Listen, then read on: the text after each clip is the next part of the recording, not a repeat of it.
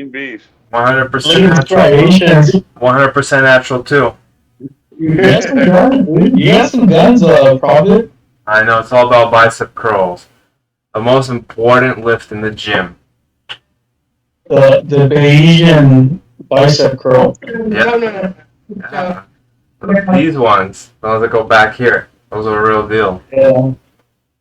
Alright, so what kind of introduction do you want? Do you want like the one? You should tell us about your background, quick summarization, and who Bobby is. Okay, I am a former United States Marine. I've been in commercial construction for going on damn near 20 years. I started powerlifting at the age of 40, competitive powerlifting at the age of 40. I started training here in Vegas with Alan and Bonnie Ayerts. He was the vice president of the United States Powerlifting Association, and they trained for free at a local gym. And I was one of those ego lifters, and the guy told me that I was going to hurt myself and I could start training with him for free on Mondays and Wednesdays. And I'll be damned if like a world record bench press many times over started training for free in this little shitty gym in Henderson. Remember the Express Fitness? And I had no idea that this guy was like powerlifting royalty. Second week we started training, he made me buy a singlet and said, if you're going to train with us, you're going to compete. And I entered a local meet, and I won first place because I was a master's lifter, and I was the only guy over 40 competing. So I guess I was the best and the worst. That's funny. It was really cool. I think I deadlifted maybe 5 plates. I mean, I don't think I even had a 300-pound bench, and my squat was like close to like 450. But it was so awesome because they treated me like I was like some kind of god. Like, all the kids were like, "Wow, you know, I was 100% natural," and I just got hooked. Fast forward to the age of 46, that was right when COVID shut down. How I came across Bobby's book, I have no idea. But it was $5 on Amazon, and it was HIIT. What's the name of the book, Bobby? It was like the prison one. Bodybuilding, powerlifting, and HIIT while in prison. And it had some really interesting principles that I was kind of stagnant. I was stuck. I was still natural when I met Bobby. My lifts, my total was around 1,410 pounds. I think I had like a 500-pound squat, a mid 500-pound deadlift, and maybe a 325-pound bench. And Bobby, I met him on YouTube. I started the YouTube channel because COVID shut all the gyms down, and I didn't have anyone to train with. So I procured all the equipment I needed, and I started training in my garage. And I thought this YouTube channel, honestly, I thought I would be a superstar. Like, there's not many people over the age of 40 doing what I'm doing. And I learned the hard way that nobody gives a flying shit about anything. No one cares. I'm just another lifter. Yeah, the only thing people care about are either good-looking people or people with good bodies, or both. Or good-looking powerlifters who are really strong at the same time. Very selective. What gets popular these days. Younger people. Unfortunately, like, even though my numbers are like the best in the world for my age group, compared to the open division guys, they're just not that impressive. So unfortunately, I'm never going to break into that, like, you know, Eddie Hall territory. I mean, like, first of all, to be compared to those guys is just ridiculous. I weigh 220 pounds. But like Larry Wheels, he deadlifts 900 something pounds and he benches 500. It's like, I'll never be those guys. Well, I think Pete Rubish was around your weight class for a while. Now he's natural, and I don't think he's as strong as you anymore. After taking off the drugs. Pete Rubish is like kind of I don't want to say personal hero, but I really respect him. And he was one of the guys that kind of got me into, he helped create this monster, and now he's like, but he's young enough. So the problem that I run into is that at the age of, I'll be 49 this month, And I'll be on testosterone replacement therapy at the least for the rest of my life. Like, he's young enough where he could recover his testosterone, his endocrine system. The reason I went on TRT to begin with is because I was suffering from low T. I was in the low 200s. Hypogonadism? Is that what it's called? May I say something? Yeah. Now, what a lot of people don't understand about Charlie is Charlie's not blasting a cycle. Charlie No, is simply within the normal ranges of his 30-ish year old self uh, with testosterone. People think he's like blasting cycles. No, Charlie is only within the normal healthy range, and that's why his blood work comes back so good. Oh, yeah? I just did my blood work a couple days ago, and I have a doctor's appointment on the 20th. So, Bobby, you're not 100% correct. I do believe that I found the cheat code. What I take Masterone with testosterone, and normally, so Masterone is an anabolic steroid, as is testosterone, and normally like a HRT replacement level, a dose for a normal male my age would be somewhere between 100 and 200 milligrams a week of test. In my case, like there's 3 different ones you can get, and one's like a monthly. I do what's called microdosing. I split that dose up three times a week. And that was based off of a More Plates, More Dates, a couple of podcasts he did where it was suggested to keep the levels, even. Instead of taking one dose every 2 weeks, I would split that up and microdose it. But now the Masterone, so instead of taking a normal 170 milligram dose of test, I take 70 to 80, which is super low. But I mix that with another 100 milligrams of Masterone every week, 100 to 200. It's all dependent on blood work. So if my blood work comes back low, I'll bump those up. But now my test is in a normal healthy range. It's never above 1,000. And if it is above 1,000, I back it off. But the Masterone is 4 times more anabolic than testosterone. So, and what it does is it counteracts the estrogenic effects of test. So it basically negates the negative side effects. So if you mix those two together, it can be a long-term strategy, and I think I respond really well to it. So, because I'm still making gains, and I need people to understand that, like, even though what I'm doing would still be considered in the range of testosterone replacement therapy, it does have the additional benefits of another anabolic steroid, even if it is a really weak one. Right. And all I was trying to say was that his test with blood work comes back within normal ranges. It does. That's Yeah, all I that was was going to be my question. I'm like, the people who are blasting, they have levels that are multiple times a normal man, not 1.5 or high-end range. They're like thousands per deciliter or whatever the unit is. Yeah. Go ahead, Bobby. I'm sorry. Well, I just want to say real quick, the philosophy. See, a lot of this ties into we have some philosophies in our training regimen, and our philosophy is the least amount to get the most amount. And so that's a philosophy that we have in training. That's a philosophy Charlie has put into practice with what he does with his TRT. And so go ahead, Charlie. Yeah, I just want to be transparent, though, because I don't want guys to get the wrong idea. I mean, the fact of the matter is that it does help immensely. Right. It helps immensely. The highest blood work I've ever had was 1,200. I've never had one that was higher than that. Yeah, I was going to say, even though it helps immensely, the thing I try to say or get across that nobody listens to is, well, if you put Charlie over here next to a 25-year-old or a 30-year-old, they still have better integrity in their bodies from less wear and tear and mileage, and they have also testosterone levels that are not low but normal to high.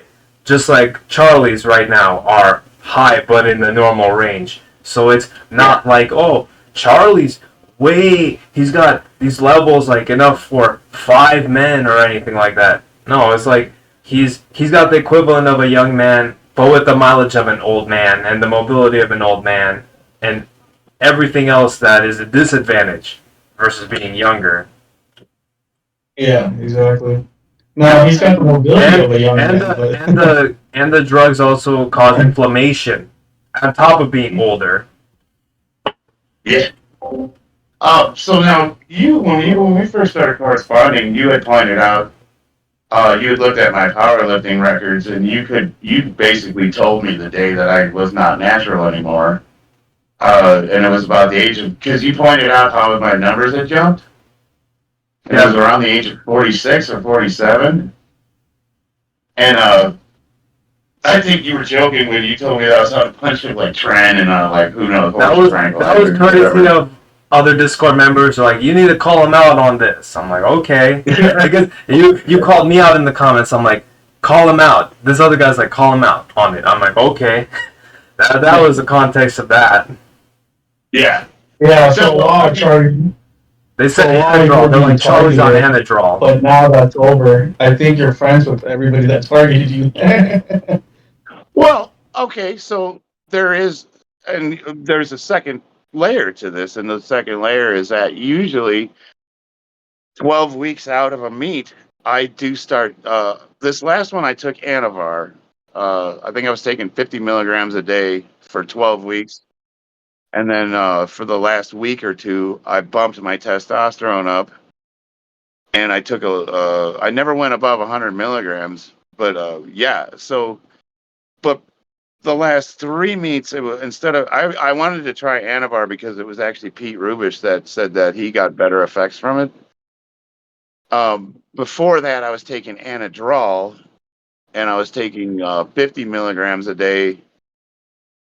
And then a couple of weeks before the meet, I bumped that up to 100. Not a day. It was so you would take that like on the days you train, not every single day. And that gave me a significant strength boost, but it was very acute, and you lose that like almost immediately. Yeah, I always bring up, I'm like, in powerlifting they have PEDs that are acute, like what is that, halotestin, these drugs that increase force production and aggression, and all of these other factors, but it's not long lasting. No. Now, if I could segue This conversation into a different direction. So when I met Charlie, he had gone through a period, or not in the beginning, but somewhere in our initial training together, because we're training partners. I'm not above him. I'm not below. Well, I am below him with numbers, but I'm not above him. So we consider each other training partners. He gives me training advice. I give him training numbers, which is one thing I want to clarify to the community. And the other thing, what I'm trying to say though is that he went through a phase where he tried more, right? Yeah. Under the guise that more is better with training methodology and with his TRT, and so he doesn't do that no more. Like I said, the philosophy is the least amount to get the most amount, and that has been a big. Oh, go ahead. No, I'm listening. Well, it was you. So when I first met you, I was doing an insane amount of volume. And I was taking, I think I was trying like 500 milligrams of test a week I only did that for a couple months. I started getting real bad acne. And even my wife noticed. She was like, "Hey, what's going on with you?" I was losing strength.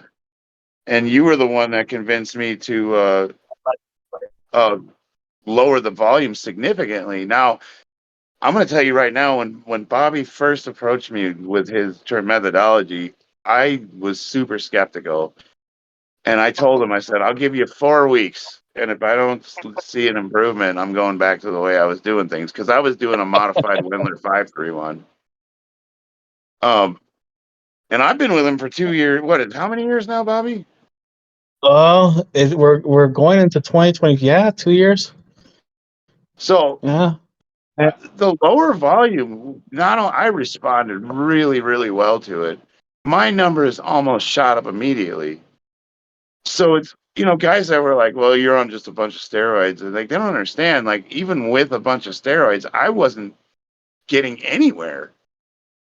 And that's my point right there, is that training methodology trumps TRT, high doses of TRT. Training methodology has proven time and time again with Charlie to trump TRT protocols. Yeah. Now, like you said, what has its place, and it gives them a tremendous advantage. But training methodology has time and time again proven to be the trumping factor. Yeah, I also think, like, because I got a really late start in life, I didn't start doing this till I was 40. I don't think I had the mileage that a lot of guys my age have. I didn't have a bunch of injuries. I didn't have, I had a back injury from not something outside of lifting, and I'll be dealing with that for the rest of my life. It's just something I'm going to have to work around. But yeah, I mean, like, you always hear guys my age, 49, oh, I used to bench 400, and I'm like, I still do, motherfucker, so you need to stop criticizing my shit. Yeah, I was going to say, I don't think Pete Rubish ever hit 400, and he was on bigger cycles. Yeah. Yeah. That guy was an animal, though. But if you think about it, didn't he hit a 900-pound deadlift? 920 in the gym, but he hit less than 900 in calibrated plates and meets. So he hit over 900 in the gym with like bumper plates, that kind of thing. Oh, we do need to, at some point, we need to discuss the bumper plate thing, because that threw me for a loop when they were talking shit about your lifts. Because I'm like, I don't understand. They weigh the same amount, but then I got a deadlift bar and I put the bumper plates on, and you can only put like 5 of them on there, and it does extend the bar. How much of an advantage does that really give you? Well, the thing is, when there's 3 plates or less on the bar for stiff leg deadlifts, how much does that help you? Because that's a cherry pick where they say, well, if you fill the bar with plates, bumper plates, it's going to start whipping like this. But there's not enough plates to make it whip. They're all right here. Yeah. You know what I mean? So it's a moot point. And they would. Yeah. You got a real Ohio power bar, you could put 5 plates on there and it's not going to flex. At 455, it just flexed a little bit, but I don't even use 455 regularly. Not to mention, you're doing most of your exercises without bouncing or touching the ground. Yeah, so it's like, when people do that, they're yanking it off. They're pulling the slack out so that the weight comes off the center, the bar comes up, and these stay down here, so you can accelerate it before the full weight has left the ground and take advantage of this partial range of motion. But do I do that? Is that applicable to me? Yeah. No, I've always been a grip and rip guy, man. I don't care what plates. You've seen my setup. I've got a mixed match of like 3 different brands, and I just load that stuff up and go. Like, I don't care about any of that crap. I'm all about like getting reps in. Yeah, and what's ridiculous is we're talking about deadlifts. They'll say it for any lift: squat, upright row, regular row. It's like, oh, so it helps on those lifts? How? Because there's no whipping, there's no pulling off the floor. What's it doing? Aren't the plates exactly the same weight? They just never got back to me. It's a stupid argument. That's what it is. It's like not even worth responding to. They're trying to deflate it.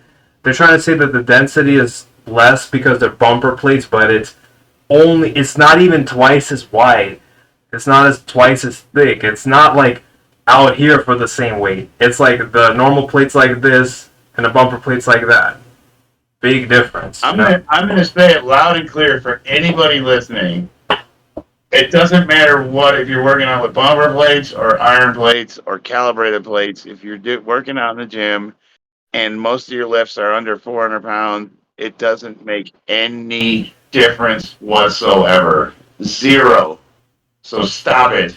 Yeah, You sound like a moron. and if you go back to my oldest videos from 2019, you'll see me doing those high volume workouts that Charlie was talking about, like 5 sets of 10 with 275 on the squat, like 3 sets of 12 to 15 on Romanian deadlifts with 275, and those were with metal plates. I didn't have bumper plates, and I was lifting those weights. I don't even lift those reps for those weights for those volumes anymore with bumper plates. I just can't even believe it's an argument. Yeah. It's like, why are we talking about this? You know what I mean? Like, not us, but like people in general.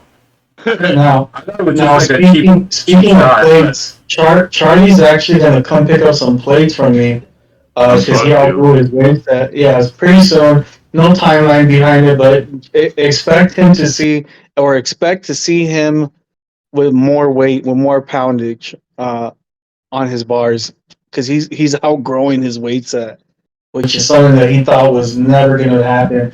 Now, you two touched on very important things. Prophet, you touched on partials.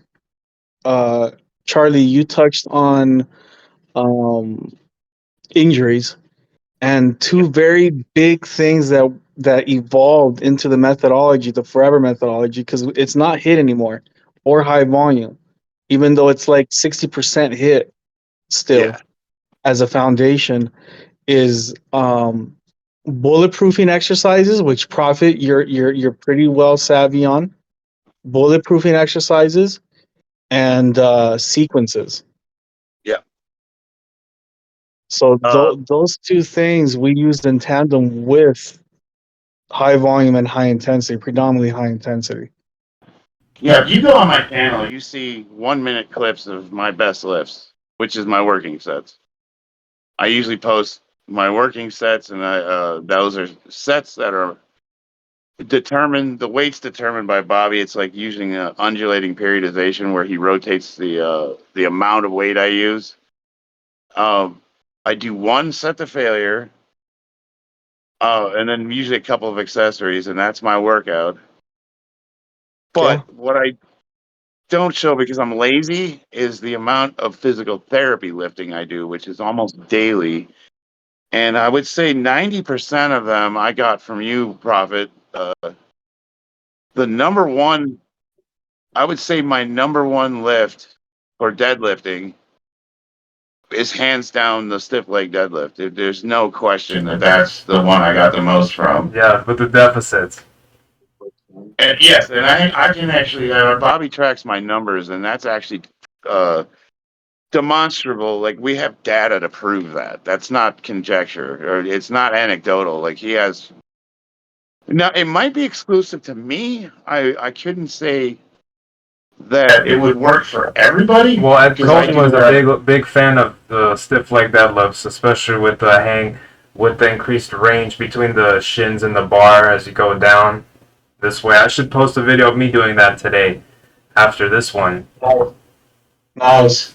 So, and he was probably the best in his weight class. Bobby religiously has me doing Jefferson curls, and I fucking hate them. I hate them too, Bobby. No, I do. They're a pretty decent lift, but they train the spine dynamically, which is great.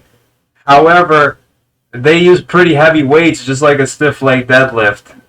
The stiff leg deadlift, I don't know at those weights. It definitely works the hamstrings better, I'm sure. You probably feel the hamstrings better with an extended spine versus a flex spine. They kind of get deactivated in the bottom, don't they? Well, see, I'll let you speak, Charlie. So hold that thought. Don't lose your train of thought. But see, Prophet, you mentioned something very important in the pre-conversation of this, which is stretch lifting versus stretching. Dynamic stretching. Yeah. And the Jefferson curl. So Charlie hears me say this all the time, And by the way, don't lose your train of thought, Charlie, and what you're going to say, because I want to hear what you want to say. I want to hear what you got to say. Anyways, Charlie hears me say this all the time. The bulletproofing exercises glide the nerve and floss the joint. Those are the two things: joint flossing and nerve gliding. And we incorporate and look for and assimilate exercises that do that.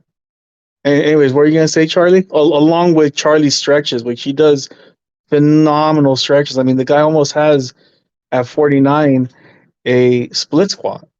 I'm sorry, a splits. Could do the splits.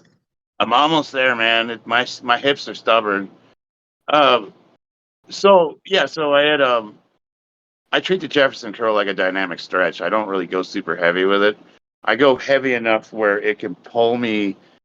What it is supposed to be a 14-inch elevated platform, and 12. when I get bent over, I allow the weight to. I almost relax my back into it to stretch it out. But I wouldn't want to go. I don't think I would even go over a barbell with up 135 pounds. Yeah. I usually do what 50, 60 pounds kettlebell. Just enough weight to stretch me out and to give me some resistance. And I really, really focus on segmenting the spine when I do it. I had an injury in the Marine Corps. I had 48 stitches in my back across the L5 lumbar, and it severed nerves. I didn't have feeling in the right side of my leg for about a year and a half. You could literally walk up and stab me in the ass with like a knife, and it would tickle. Well, and that was kind of cool because I had no pain whatsoever. What I didn't realize was for that entire year and a half, I was messing my back up hardcore. So when I eventually did start regaining feeling, It was fucked. it was a nightmare. And I've been dealing with that on and off. I have a playlist on my channel. It's dedicated to physical therapy. And I would say, what was it in 2021? I lost my ability to walk for 2 weeks. Oh wow. Well, you remember, Bobby? I was in the hospital. Wow. Like my leg, my hip. Oh, right. Because of the sciatica. Yeah, that's right. Yeah. I lost the use of my leg, and I thought that was the end of my lifting. Right, I was almost at a 600-pound squat, and I had to start over, if you recall. Yep. That was when I was like, okay, Charlie, you have to do the Jefferson curl. No ifs or buts about it. And sure enough, Charlie used to believe that he was going to have to live in immense pain for the rest of his life. And due to the bulletproofing exercises and the stretches he does, which, by the way, he's trickled on over to his wife, Christina, to employ, he has improved his quality of life tremendously, dude. Tremendously. Congratulations. He's virtually pain-free on some days. Yeah. I let in on a little secret. My wife is a board-certified physical therapy sports massage therapist. And she used to do the Cirque du Soleil people here in Vegas. She injured her wrist, so she no longer does it professionally. But I'm telling you right now, that woman, she knows the anatomy, and I don't think I would be anywhere near where I'm at without her help.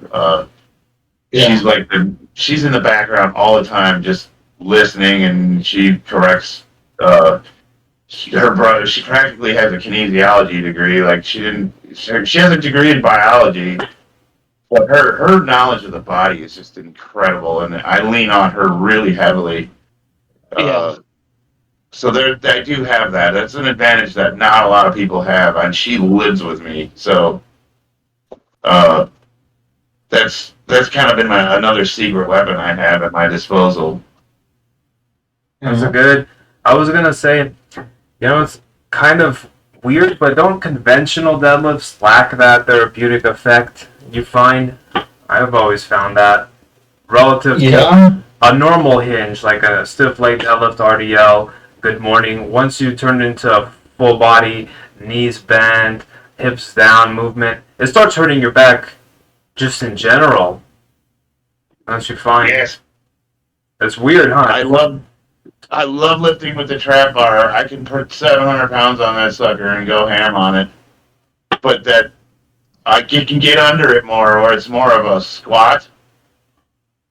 And as soon as I switch to the deadlift bar, I'm telling you right now, I don't feel any pain. It's like an achiness in your lower back. Yeah.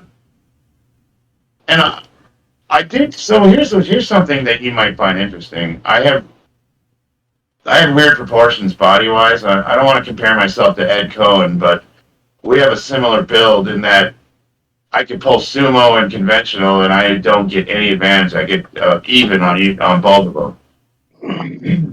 And I think it would be safer to pull sumo, but it's too technical and to set up, and I don't get any advantage from it. I did try his hybrid one, that little frog sumo where he puts his legs outside of his arms a little bit. And that I had some success with that, but honestly, the only reason I do conventional deadlift is because I compete.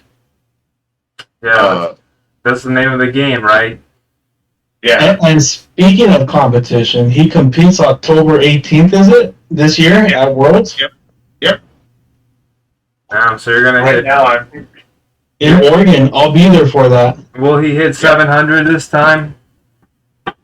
So right now, my gym total, I totaled it up. I had a 405-pound bench, but it was touch and go, although I almost did 2 reps. So I think I could safely pause for 405. That's unproven, so we'll say, what have I actually done in the gym that would count in competition? I had 390 on the bench, 610 pounds, that was to depth. The 630 was a little high. I think the 610 would have counted. And my deadlift, the highest was it 615? 615. It was right around there. And then for deadlift, I want to say, I could do at least 650 for sure. And I've done that in competition 3 times in the last 3 years. So that, I want to say I'm around 680. So you're pretty close to 1700 if your gym lifts all manifest themselves in the meet. Which actually, I want to point that out. People who don't compete want to mention lifts in the meet, but they don't factor in that this meet was in the morning. It was done under hectic conditions, and they use more quality equipment, which can be cheated less. And they have judges and all of these things that people don't have when they try to compare apples to apples between their lifts that they do one at a time. One at a time. And then they handpick their best PRs on individual days, and they call that their total, which is cute, but that's not how a total works. Yeah, so if you do the math, it's over 1700. So the last meet I got like really close to 1600 for my total. And I went in there on a mission. I was going to get a 600-pound squat. And I'm the only person in my age group that had over 600. Since I did that, some motherfucker came in and he posted a 630. Because I was the only 40, what's my age group? 44 to 49. In the world, I was the only one this year with a 600-pound squat, and since I posted that, somebody already beat it. That's called powerlifting. These records get broken all the time. I was like, so I had it for a minute. I was number 1 in the world for a minute. But the other 2, because I was kind of nursing some injuries, Steve Dennison, he was there. He told me just get qualified for Worlds. So I only benched like 345 pounds, and I think I deadlifted 650. Yeah. That I didn't go all out. I just got qualifier numbers. However, we rehabbed his shoulder, but by bulletproofing it with the cambered barbell and deep push-ups and his stretching, and a little trick that I learned in prison, which is sleep with your arms elevated. I told you about this, Prophet. You remember this? Yep. And it keeps the latch from suffocating your arms. Plus, it helps bulletproof the shoulder. And so when Charlie did the 405 with his wife, spotting him, that was tremendous because at 350, 345, he was getting pain. And when he did that 405 for almost 2, right? Yeah. He did not have any pain. The bulletproofing paid off. Yeah, and I think he took some of that advice about he was arching so hard that it was putting his shoulder girdle into this weird position where it's super extended and it's coming in a diagonal angle and pulling like that. And then you flatten your back out and it became more vertical, huh? And less of this corkscrew this direction and more neutral direction, so to say. Yeah. Now to add to that, the bulletproofing, right? I covered that. But to add to that, I did a bit of a deviation with the training. This is when this is when Batman and Charlie was bringing to my attention that high volume has its place, and we went with a higher volume protocol for his bench press.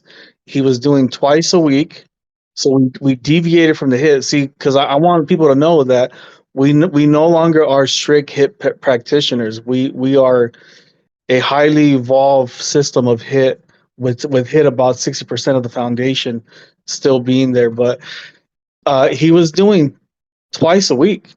And in what, 3 months, Charlie? You in less than 3 months, by the time you turned 49, you had bridged the gap about 50, 60 pounds on your bench press. Yeah. Yeah. But you could make the argument though, and I was talking to you about this, is because I already had what was my best gym lift? I want to say it was 420 pounds. Well, unassisted. I had like a monster slingshot bench. Don't talk about the slingshot. Bad memories will come back. Oh, yeah, fuck that thing. I mean, I have one, and Bobby wants me to use it, but I can't even. It scares the shit out of me. So I said, well, how much of that is just what I already had? I mean, I wasn't that far removed from the injury. So did I really make the significant gains, or was I just getting my strength back to where it was? Both. Because when I was 17, and I hate to do this because I criticize those that do this. When I was 17, I had done 300 for 3 on the bench press, and in prison I had gone up to 305. And so a lot of people were like, "No, you never did that." And I was like, "Well, whatever." And then when I got to 305 on the bench press in prison, people were like, "Well, it's because you've already been there, and so you only got back what you already had." And so I want to say it was both. It took a lot of hard work. I plateaued numerous times. It was when HIIT was in its infancy with my training. Now let me just say this: Charlie and I are working on a new book. All right, because we've made some breakthroughs. In particular, the application of 80-20, which is more like 70-30 actually.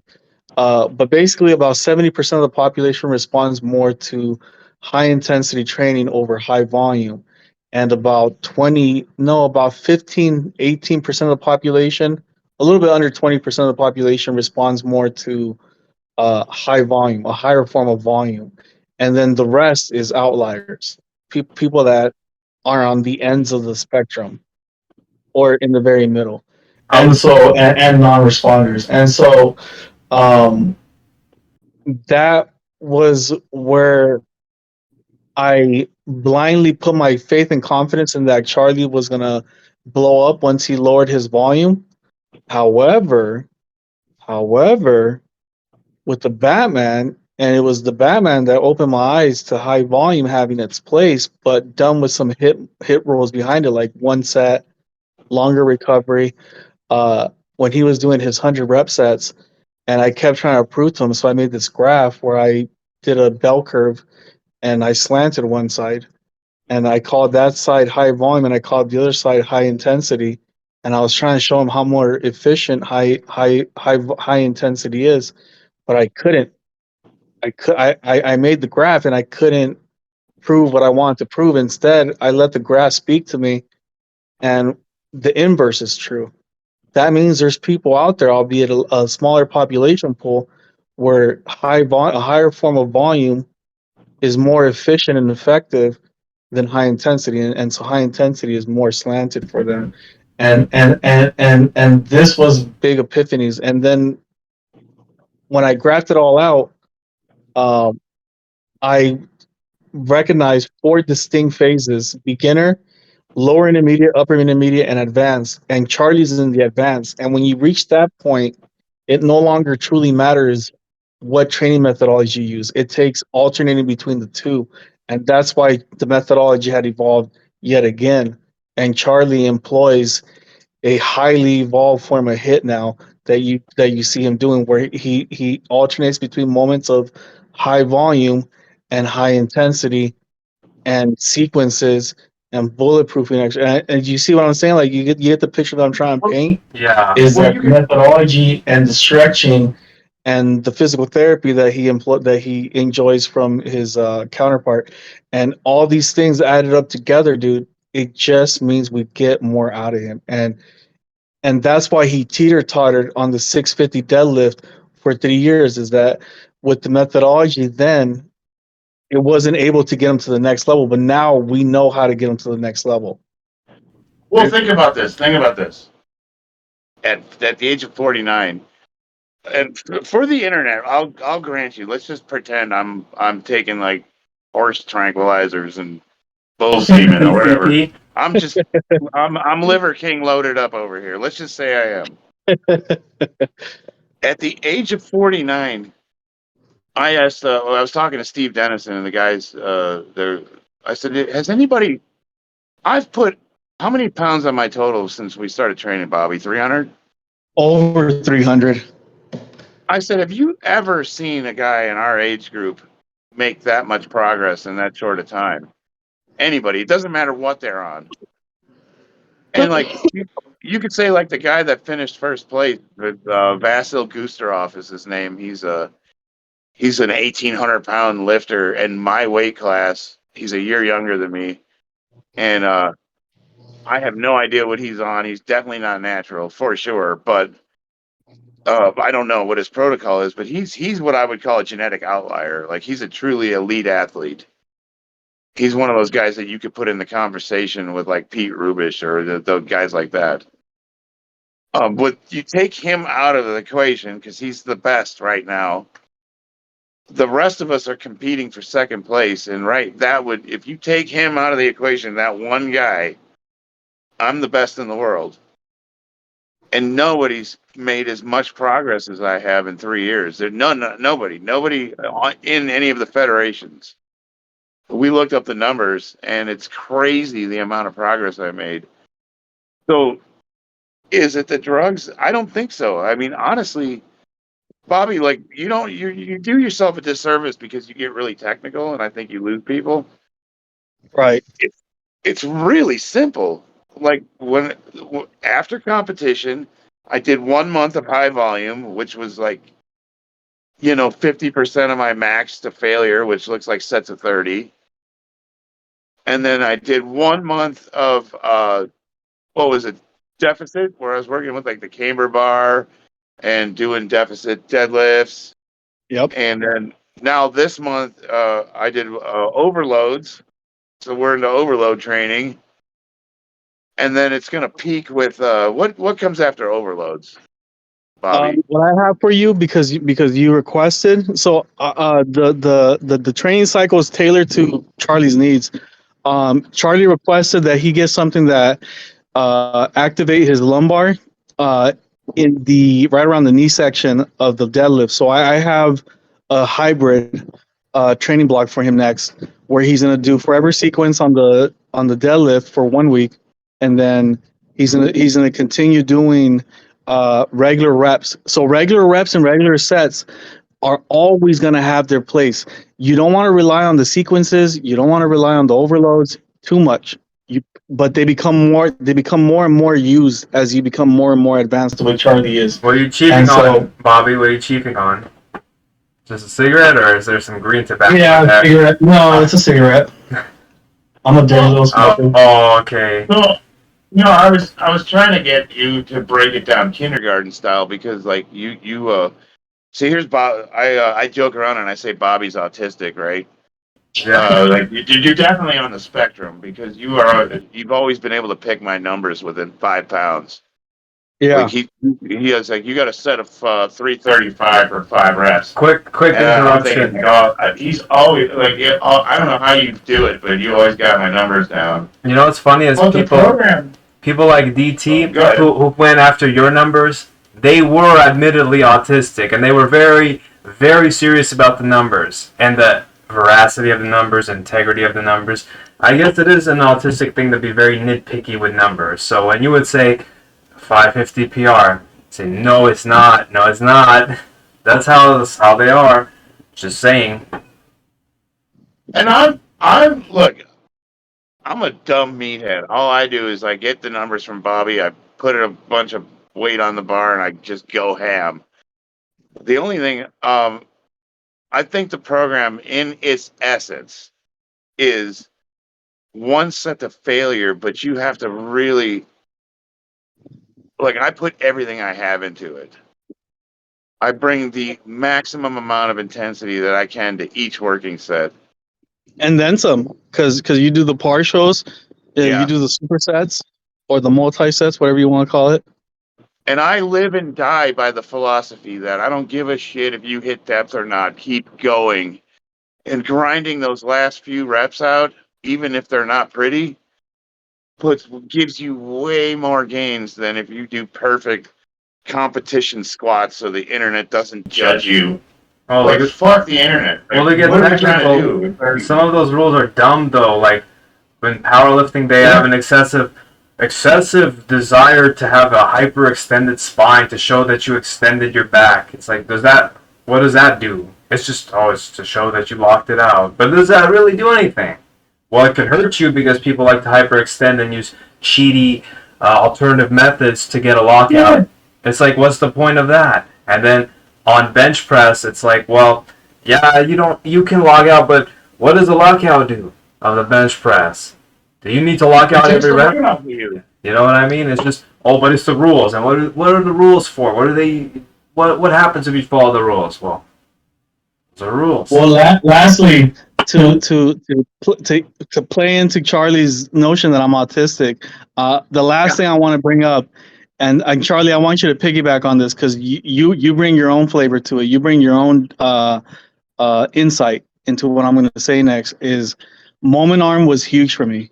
That's where the birth of the sequences came into. Oh, and pretty soon, Charlie, tempo sets is going to come into the picture. Anyways, so moment arm, Charlie is able to pick a movement and break it down into its simplest form all the way down to its most complex form off of moment arm. And I'm able to program to get the most gains for the whole range of movement off of moment arm. That's where the sequences came into play, is going into, at, and out of moment arm. Anyways, go ahead, Charlie, with what you have to add to this. Okay, so I'm going to decipher what Bobby just said for people that don't know what the hell he's talking about. I would never call... Yeah, I would never call myself a trainer, ever. I'm not a trainer. I've never trained anybody. What I am, though, I'm a coach. And I'm probably one of the best coaches, I would say, in the United States for diagnosing and correcting and customizing lifting form. And basically what we do is we use barbell tracker software, and we find your leverage, your fulcrum point, which is usually where your feet are planted, and we diagnose your lift based on what Bobby said, moment arm. So basically all that is so for squats, assuming that your barbell's in a straight path and you're fighting just gravity, you have no lateral instability, we would adjust the bar on your back, either up or down. The moment arm is to split between the knees and the hips. That's your leverages. So if you're more forward on your knees, your barbell is going to be higher on your back, and that's a high bar squat. And if you're more hip dominant, your barbell is going to be lower on your back, which is a low bar squat. And all I do is I correct your it's like kinesiology basically. I make sure that your spine's straight. I make sure that your feet are flat. I make sure that you got your leverages correct for your body, so you're not arching your back or doing anything wonky. And we basically make sure that you're fighting gravity directly. Your bar path's straight up and down. And once there's no lateral instability, it's just a matter of adjusting up on the neck or down if you want to go more forward, or if you want to be more hip dominant. And I do that for deadlifts. Basically all I do is just correct people's form, and we track the velocity, we track the path of the bar, force generated, all of that shit. And then I just make minor corrections. And it's usually, for most people, it's distance of their feet from the bar. And then for bench, same thing. You're just tracking bar path, and you get people dialed in. And I customize form. I hate the internet because the internet says stupid shit. Like they're like, that's not how you're supposed to pick your neck up when you squat. Why? Tell me why that is. The neck doesn't do Why any. would you not want a straight spine? The neck drives me nuts. The neck doesn't move the weight. The neck's free. If this dangerous with no weight, that's the same as a squat basically, because on your traps, when you're doing a low bar especially, and lower traps. And that's why Charlie and I work so well together. Is like, I'm a specialist in programming, right? He's a specialist in, like he says, coaching with form and technique, and like he's my go-to guy when people ask me like, "Hey, bud, what do you advise for this, that, and the other?" I'm like, "Well, let me consult with Charlie." Yeah, and all I do is tell guys to give me a side profile video, and I'll run it through my barbell tracker, and we'll take a look. And it's usually very minor corrections that you have to make. But what I do is I just try to get people to understand what it is we're correcting, because they hear all sorts of stupid stuff like you got to keep your head up, you got to make sure your knees don't go over your toes. Who the fuck came up with that one? Dumb shit like that. And once I get people to understand, no, what you are doing is you're fighting gravity directly. It's all about moving the weight up and down in a straight line. And we want to get your body to do that no matter where the barbell is on your back, whether it's front, high bar, or low bar. That bar path needs to be straight up and down, and that's what we're adjusting. Some of the cues that I hear people... Irony. Because they give you that shit for doing partials or doing abbreviated range of motion. And then they see me do exaggerated range of motion. They see the exact same stupid shit. Like, that's not how you're supposed to do it. Like, what lift am I doing? What's the name of the lift? They don't know. They know that I'm not supposed to do it, but they don't know what I'm doing. Exactly. Yeah. So, whenever I watch one of your lifts, I watch you do it. I hear your explanation, and then I think, well, how is that applicable to me? And then I'll just straight up ask you what, and then I'll try it myself. And then, so if I don't know what I'm looking at, I fucking ask. You know what I mean? Yeah, a lot of stuff is lost in translation because it requires technical feelings, both an understanding of the joint and the muscle, but also a timing of the muscle. There's sequences, like Bobby said, through a range of motion where the tension changes, the moment arm between the joint and the weight changes, between mid-range, bottom range, and that's why I always say, well, the goal is to try to maximize the torque as much in the lengthened muscular position. Just like you say, moment arm. Yeah. I'm trying to make the moment arm the longest and the torque the greatest at the longest muscle length, which makes it the hardest. Because now you have, technically, people don't know, but muscles are strongest at a long position, but when you're in the longest position, mechanically, physics-wise, you're in the weakest position. So they cancel each other out. Yep. You just summarized it perfectly. For training, we want to do more of that. But for competing, we want to do more of the opposite. Yeah, so we want to cheat to give you as much advantage as possible. You want to So minimize you're moment 100% arms. right. You want to minimize moment arms. But see, that's the Yes. thing. The people who compete with numbers just coincidentally on the internet do everything to minimize moment arms and peak forces and torque to lift more weight. But if you open up some sort of physics piece of equipment and measure out the units, joules, the amount of newtons they're emitting, they're not emitting more. They're just using alternative methods to have to use less weight or more weight and use less force to move more weight. But then once you and they try to compare one-to-one to you or anybody else. Like they'll try to compare one-to-one without understanding this whole concept. Now let me just say this too. Understand what they're looking at. Yeah, let me just say this too. This is why Charlie employs a variety of barbells. And he's going to get more variety once he comes down and picks up the weights, which there's no timeline. It's at his discretion. He's been hounding me to do this. I've been saying I've been gonna go down there and pick that shit up for like 3 months now. No worries, but no timeline. My brother's cool. And then the other thing too is he's got Max's coming up this week, actually, after this week. So we're about to see the fruits of his labor and the fruits of the methodology. Well, so that's what I was trying to do earlier. Is I was trying to explain. So I competed in March? Was it May? March. Wait. And March, right? Yeah. So it's No. May.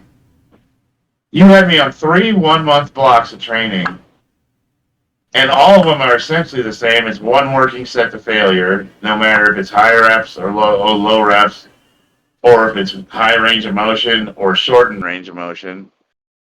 But like what I wanted you to touch on was like how you came up with. We started with high rep, low weight, moved into low rep, high weight, and now we're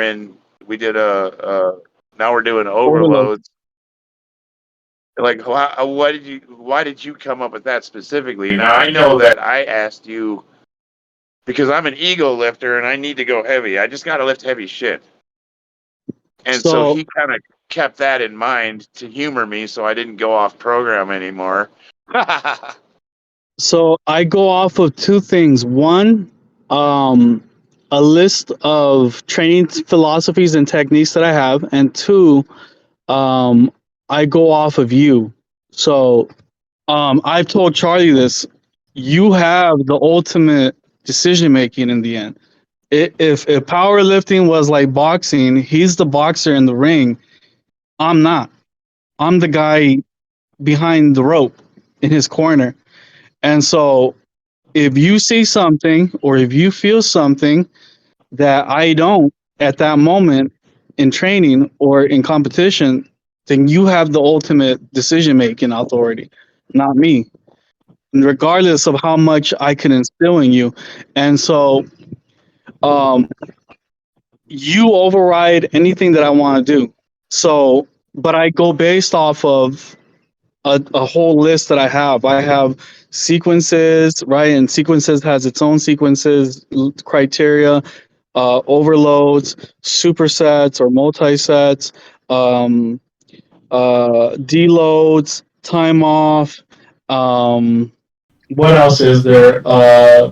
Whatever variety of things that we've employed maxes. And so I simply pick and choose which is the most optimal for you. And also, I understand there's a psychological aspect to lifting. Like Charlie said, sometimes he needs to lift heavy, sometimes he doesn't.